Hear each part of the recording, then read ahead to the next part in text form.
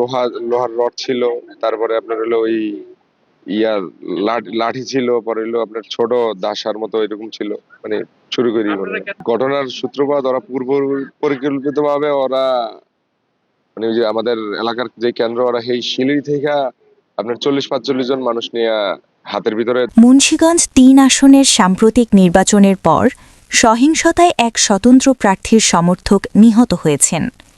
৩০ বছর বয়সী মোহাম্মদ জসিম নায়েব শুক্রবার ১৩ ফেব্রুয়ারি সদর উপজেলার আধারা ইউনিয়নের চর আবদুল্লা গ্রামে নিহত হন। তিনি স্বতন্ত্র প্রার্থী মোহাম্মদ মহিউদ্দিনের সমর্থক ছিলেন। স্থানীয় সূত্রের খবর, ধানের শীষ প্রতীকের সমর্থকরা জসিম নায়েবের বাড়িতে গিয়ে তাকে গালাগাল করেন।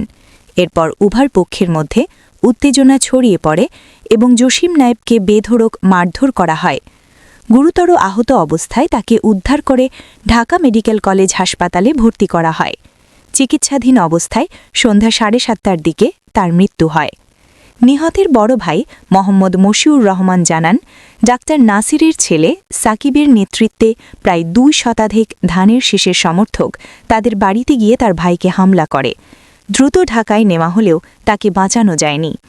মুন্সিগঞ্জ পুলিশ সুপার মোহাম্মদ মেনহাজুল আলম বিষয়টি নিশ্চিত করে জানিয়েছেন, পুলিশ পরিস্থিতি নিয়ন্ত্রণে রেখেছে এবং ঘটনার তদন্ত করে প্রয়োজনীয় আইনগত ব্যবস্থা নেওয়া হবে।